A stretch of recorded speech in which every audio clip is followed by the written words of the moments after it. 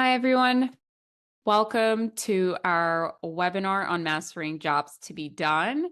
I'm seeing people starting to join our webinar. We're going to get started real soon.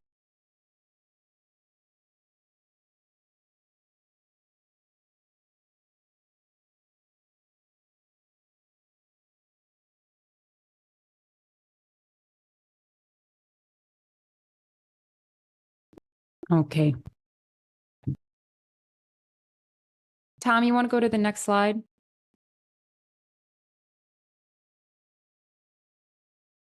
right, folks, as you are joining, why don't you let us know where you're joining in from? We love to engage with our audience, and it really helps us to know where you're dialing in from. So please use the chat and just let us know about you. Oh, hey, Chris. Also Miami. Awesome.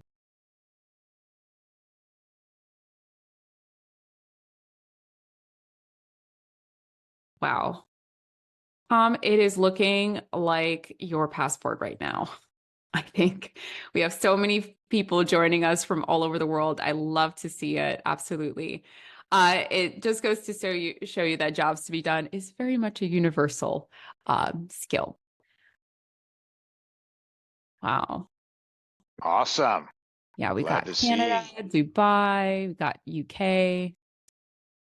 All right, we're going to get started. Now, folks, this is the first time we are trying to do something completely different. And as I'm sure all of you have experienced before, the second you try to do it, no matter how many times you practice, something always goes wrong. So what Tom is pasting into the chat, which we will paste again shortly, is another Zoom room that we will have to use because apparently Zoom has changed a lot of their features for breakout rooms and we're unable to use this same Zoom link. But don't worry, we're going to first introduce the concept here. We're going to give you instructions about where to join us in the alternate Zoom room so that we can create breakout rooms.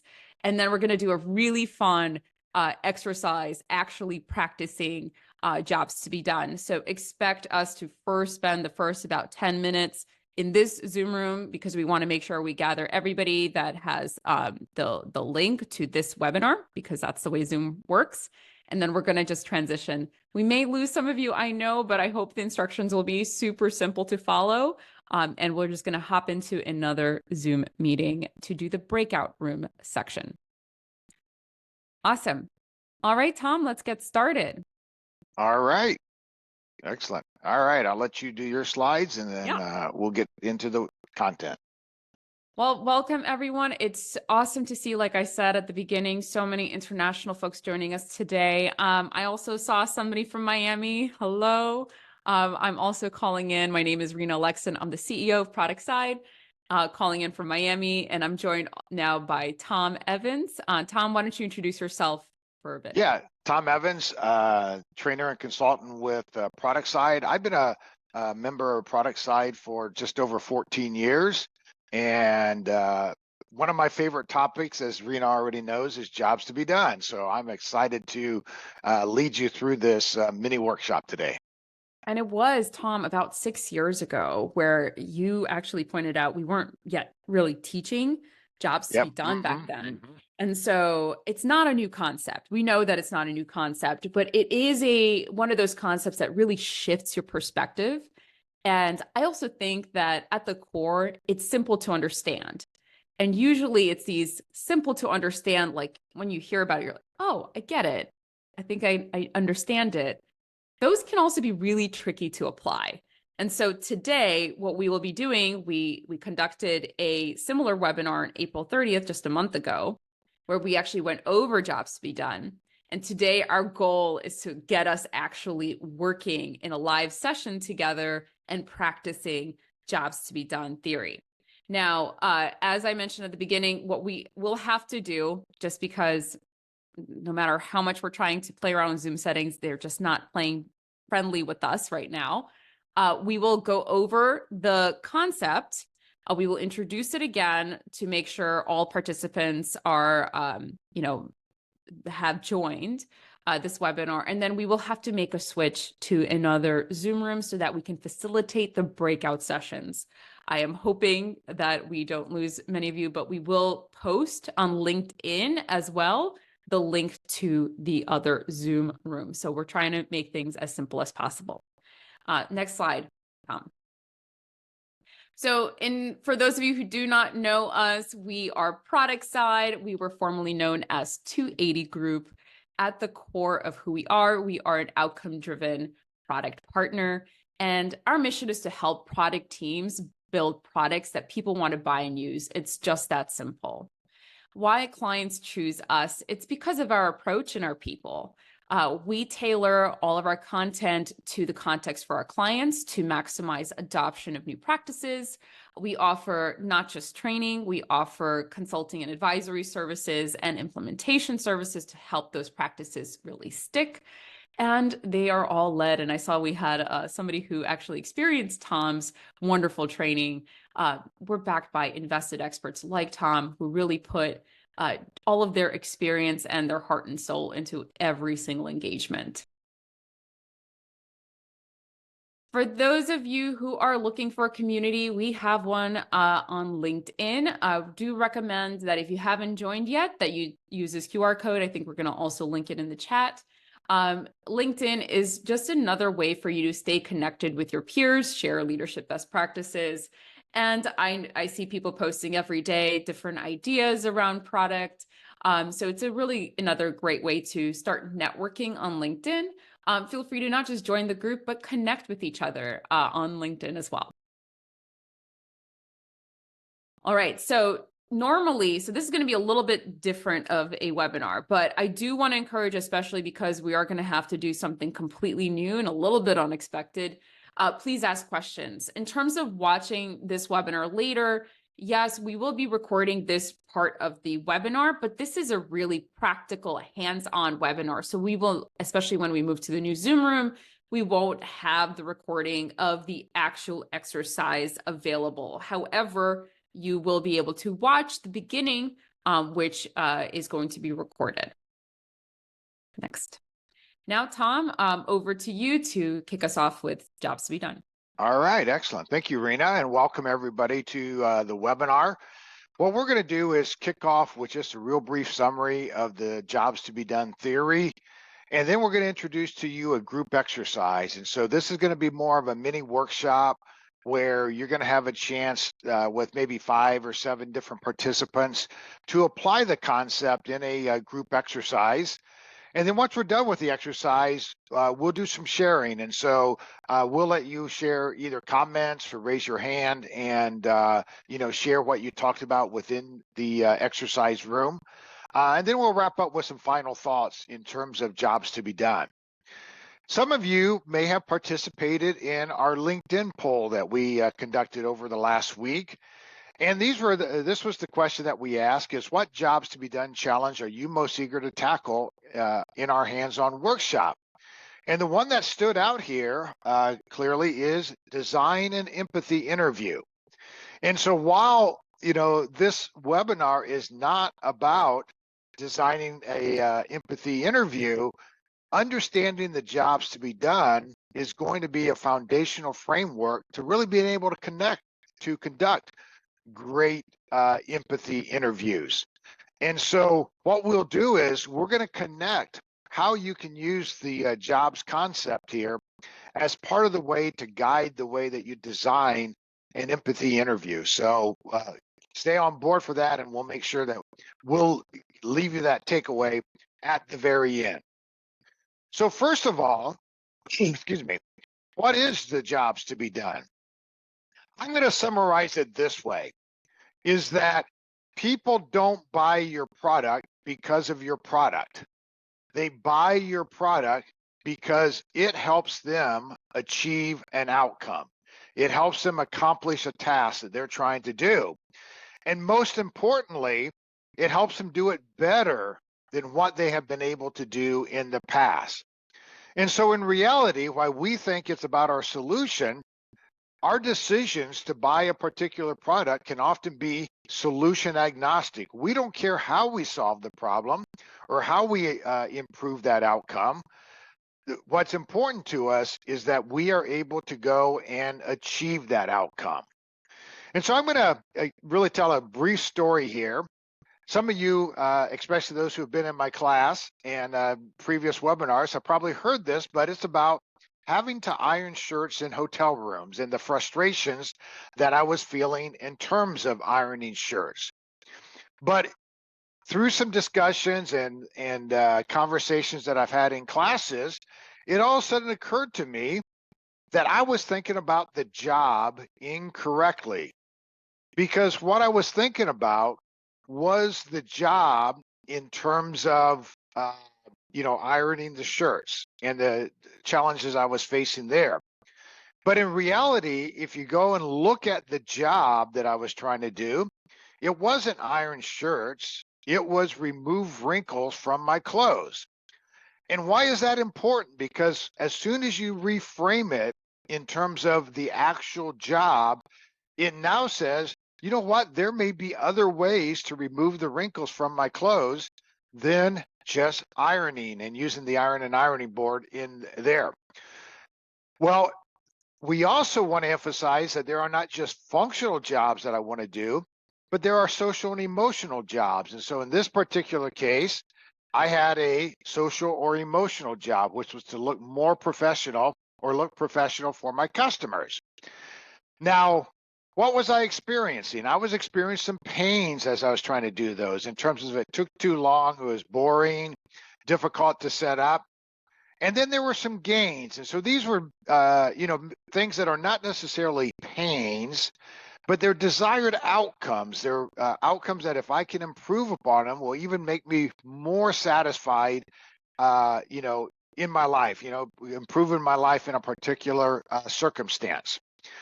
And so what was the solution I discovered at that point? Believe it or not, it is Downy Wrinkle Releaser. And it's just a spray. And so when we were able to frame that in a whole different perspective, now we have a different solution for it. And that's what is important for us as product managers, that if we can step back from our solution and think about it in terms of the customer and what they're trying to accomplish, it will open us up to new approaches and new innovations. So the question for you here, did Apple create the need for the iPod? Quickly, type a yes or no in the chat window. Did Apple create the need for the iPod? All right, getting mostly no's, a few yeses in there. All right, and so here's the thing to keep in mind. If we think about the jobs to be done and we separate ourselves from the actual solution, we will realize that there were other solutions that allowed us to do the job that we wanted to do over the years. And the job is listen to your preferred music on the go. And so many of us maybe have experienced some of those other solutions, such as the Sony Walkman and other versions of that. But here was the challenge, is that we still had some pains.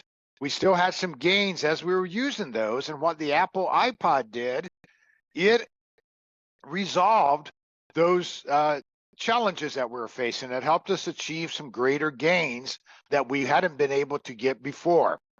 And so that's when we reframe it, we realize the need wasn't established by Apple. The need was there. What, the boombox? Yeah, there we go. I love that one. But the need was there for a long time, forever, really, if you think about it. But they came up with a way that better helped us achieve the desired outcomes that we wanted to achieve. And so I've already talked about one of these, but the other one is, why should we care? Because it keeps us in the problem space. If we do it right, we are now in the problem space. And then, as we already talked about, it opens us up to this world of possibility in terms of innovation. So we're going to prep ourselves for the exercise here. And so you saw this framework before. I think many of you have seen this before, but this is a great model to think about the jobs to be done. So what is the customer job that we're trying to do? So what are they trying to accomplish in a specific context? What are the negative outcomes that they're facing or things that are getting in the way for that person who is trying to accomplish that job? And then what are the desired outcomes? Or maybe even think about what is good. You know, they're not feeling a pain, but yet if they could do something a little bit better, that would be really desirable for them.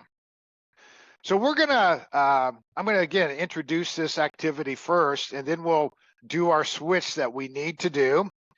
But let me show you first the mural that we'll be working, and we'll be sharing this mural link with you. But here is the exercise that you're going to be working on. So you're going to have a blank canvas that looks like this right here, and you're going to fill it in, you know, for a particular situation that is listed there. And then you're going to fill in the jobs. Think about it both from a functional, social, and emotional perspective. If you want to use these different color sticky notes to represent that, that's great. You don't have to. And then what are the pains that persona is feeling relative to the, you know, the one or more jobs you listed here? What are the potential gains? What are the things that they want to be able to improve upon? And so here's a reference up here just so that you can remember and see an example of it. And then every one of you will be assigned to a different group. And we'll do a random assignment of that, and it all looks the same. And you can go and add sticky notes. There's already some sticky notes in here pre-populated. If you're not familiar with using Mural to add additional sticky notes, you're just going to double click, and that will add additional sticky notes as you're working through that. Don't fill any of the exercises out yet. The groups that you will be in will be the number of your breakout room. So we'll cover that in the other Zoom room. Why don't we share the link for the Zoom room? People can now make the switch. Go to Mural first, please. And I'll stay here for a minute until I see the participants moving over there. Tom, you can head over there right now. Okay, so I'm going to exit out. I think Subhashi had a question. If anyone has questions, please raise your hand. I will let you talk. As you come back in, feel free to stay on videos. That's fine. We have a group size here that you know, being on video is perfectly fine. Sarah, what did you think, Sarah? I thought it was fun. I thought it was really fun, and I think it's you know, it's hard to understand whether one thing is like, you know, whether you're supposed to get into like kind of like the features versus like the product, like you kind of stay at that higher level, or do you get into like specifics of like, okay, this aspect of it, this aspect of it. So, I mean, you probably have to do both. I don't know if there's yeah. We really want you to stay away from the product itself. We want you just to think about the context, the job that they're trying to do. What are their pains and gains? But see, this is one of the important outcomes here is that it's really easy for us to want to get into a solution, right? And so it takes some, you know, having somebody within the group who pulls us back and says, hey, that's a solution. You know, what's the problem associated to that? So we have everybody back. So if you want to, I'm going to make a view here where I can see everybody's participants. Raise your hand if you have a question or a comment that you want to share around that. I want to start first with questions. What were some of the questions that are still on your mind after doing that exercise? And I'm going to share a couple points of feedback at the end also.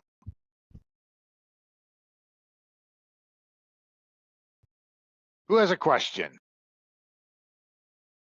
For the jobs to be done, like I'm looking at some of the other boards, do any of those talk about a solution in the end, or it's just I mean, I understand the customer job and then the gains and pains, and I'm seeing some in like gains like virtual and AR experiences. Is that, Right. would that Yeah. be That's a getting solution? into a solution, exactly. So what is the gain that you would potentially get from that? And to that point, I'm gonna let's see here. Sorry, group two we'll use yours as an example here. So in your case, the celebratory event was a wedding, and so, for example, obtaining estimates and quotations. That, if you want to think about it, that's kind of a sub job. But what's the pain they're feeling in terms of getting the estimates and quotations? That's what we really want to see come up here. Is there are too many options available, for example, and we have a hard time narrowing it down, or there's no simple way to request quotes. Different people quote things in different ways, and it makes it hard for us to compare. Those would be examples of pains that you could be experiencing. And so in reality, you could take this and even narrow it down more and build a whole jobs map just around the obtaining estimates and quotations. So other questions, just raise your hand and I will acknowledge you.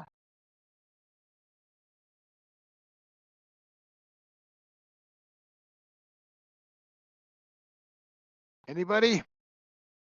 I did see a point from Eli about the persona of like how, that really sets the stage for this exercise. Mm-hmm. Do you have maybe, Tom, any advice on the persona part? Yeah, so when you're doing this, and I think I saw this even with, let's see, was it group one I think I was on, where you were talking about the event, okay? And so, like the RSVP, now, are you talking about that from the perspective of the person who needs to respond? Or are you talking about it from the person in terms of receiving it? And so what I would do is when I'm looking at an event like this, I know that the problem is much bigger than just one persona. And what I would do is I would break it out and say, who are the different personas engaged here? And then create a job, map such as this for each persona. And so don't mix them together. You want to identify those personas and their jobs separately and create a different map there. Now, in the end, you may decide to focus on one of those personas specifically, depending if that problem seems like it has the most opportunity. Evram? Yes, so basically in terms of gains, are we thinking about the final outcome that the organizer, we were thinking about a birthday party organization, and so are we thinking about the final state that that person would like to reach, or it is the gains around the journey of organizing the event? It can be all of that. And so, for example, as they're doing the organizing, is feel, less stressed. Okay. Some of those may come out more as emotional type gains, but those often are the very easy ones to first surface up there, because that's where that's where they're going to feel. In the end, it may be everyone is talking about, I'm phrasing this way, but everyone is talking about it, on social media after the event. All right, that might be one of the gains. You get more referrals because of the great job you did in organizing. That could be, one of the gains that come out of that. But one of the, and I didn't say this earlier, but when I'm thinking about the pains, you can think about the pains they're experiencing with their current solutions that are available to them. All right. So I can think about solutions there, but think about what are their current solutions, and in doing that job, what is the pain they're feeling? And then again would be something you heard somebody express that isn't necessarily related to a pain, but it's something, this would be really great if, I was able to achieve this as part of this planning process. I want to move this in, we have just a few minutes, but I want to move this into how does this help you with doing a empathy interview? So a couple of things then is this helps you create a hypothesis. And so I could, if I knew absolutely nothing about the problem and the job, et cetera, within this context, I may not do the empathy, or I may not do the job map first. I may go in and do an empathy interview first. But I think in many of the situations we're in, especially if we have been in the industry or in that market area for a while, we already have some context around the job and the pains and the gains. And so what I would do is I'd create a hypothesis and using the jobs map to say, here's what I think I understand about this job, and break it out. And then you can start looking at that and saying, okay, this was an assumption here. I don't have any evidence for that. I've never actually heard anyone say that. I need to make that as part of my planning for my empathy interview. Or, I do have something here, but I say I've only heard that from a few people, and I want to make sure that that is a consistent theme that I'm hearing. And so this is a great way to help set up the conversations and identify the topic areas that you want to be able to address as part of an empathy interview. The final thing I'll say in terms of that is if we've already thought about their emotions and their social needs, we're already having empathy for them. And so an important part of an empathy is not just to understand what they're trying to do, but to understand them and the experience that they're having. And so we've already kind of thought through those important points. Bruce?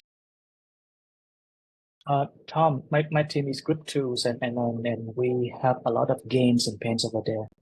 Is there any effective way to prioritize the pain and the gains of a current persona? Because I think there's a lot of thing to do right there. Should yeah. So there is. I think if you, as part of your empathy interview, be listening to, and if at the end of it you feel like you've gotten a lot of the pains and gains, you may ask each person as you're wrapping up and say, out of these things that we talked about, which of these are the most important to you? Which ones would be the most meaningful if you could be able to reduce this pain or be able to achieve that gain? And let them do a little prioritization around that. There's another way that is a very quantitative way, and so you could do a survey. And there's a really formal way that Tony Alwick talks about that is beyond the scope of this, but is to do a survey and say, for this outcome that you're trying to achieve, how important is it, and how satisfied are you with your current solutions? And it starts to give you a pretty good area of where those unmet needs are. So it takes a larger sample size. It takes a lot more work. But I would say at least coming out of my, my empathy interview, I would do some asking at the very end just to get them to prioritize to help me understand that. Any other questions? We're right at the top of the hour. I'm willing to hang on here a few more minutes. If you have more questions or want to discuss anything else.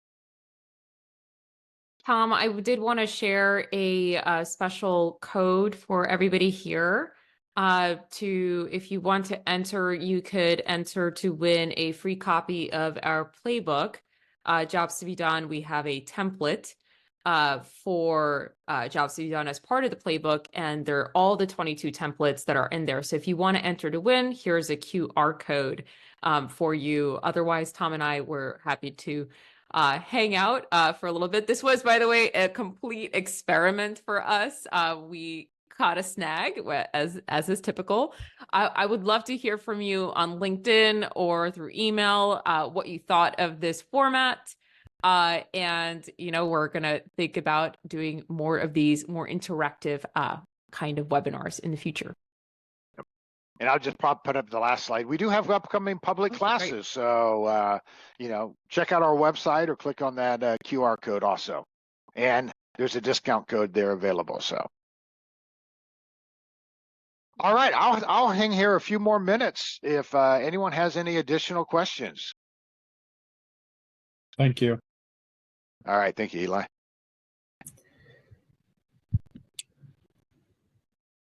Hey, hi, Tom. Hey, Sean. No questions. It's just I wanted to thank you and all of you to organize this session. Really appreciate it. And if we can have more sessions like this, totally appreciate it. This is Okay. of so much value. Thank you. Yeah. All right. Thank you.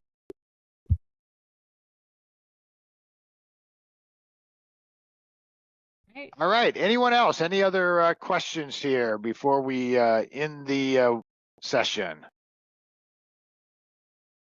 Tom, how is this jobs to be done is different from the UX research perspective versus a product management perspective?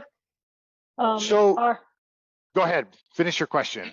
Now, I know that as UX researcher, we've put together jobs to be done, and nowadays, product management managers are also thinking that's their job to do it.